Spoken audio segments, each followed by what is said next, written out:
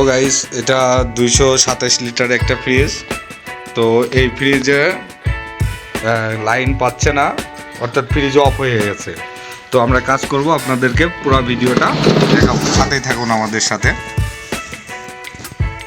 আমরা সর্বপ্রথম ফ্রিজের পিটিসি কভারটা খুলব।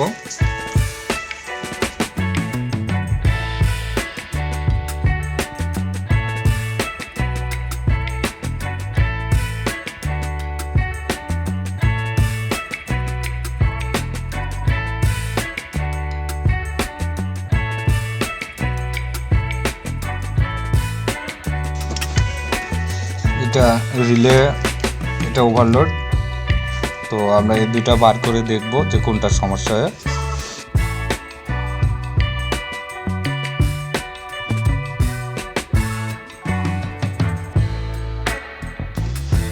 আমরা খুলতে দেখা যাচ্ছে যে আমাদের রিলেটার সমস্যা, রিলেটার ব্যাক কভার সহ খুলে গেছে, অর্থাৎ আমাদের এই ফ্রিজটার প্রবলেম রিলেটার চেঞ্জ করে দেখব যে কম্প্রেসর অন হয় কিনা।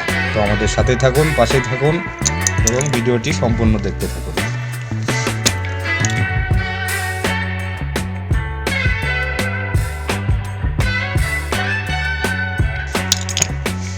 ওভারলোডটা ঠিক আছে কিনা এটা আমরা খুলে দেখব।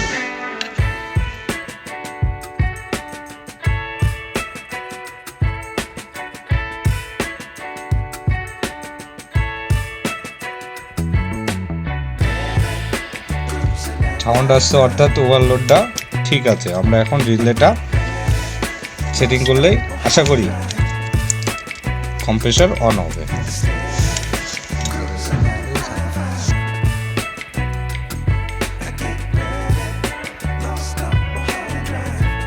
যে আমরা একটা সুন্দর একটা অরিজিনাল রিলে আমরা ব্যবহার করছি, যেহেতু এটার ক্যাপাসিটার আছে, রানিং ক্যাপাসিটার, সেহেতু আমাদের 3 পিনওয়ালা রিলে ইউজ করতে হবে।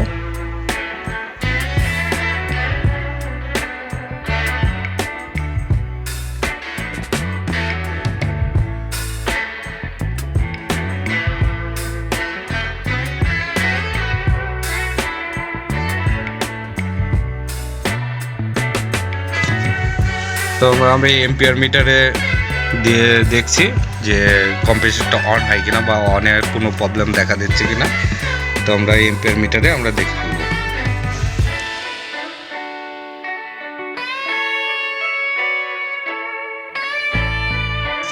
আমাদের রিলে ওভারলোড পরিবর্তন করে দেখা যাচ্ছে যে আমাদের এম্পিয়ার আয়ত্তের ভিতরে চলে যাচ্ছে 0.59, অর্থাৎ আমাদের ফ্রিজটাও অন হয়ে গেছে। তো এবার আমরা সেটিং করে দেবো, ফ্রিজটা সাকসেস হয়ে গেছে।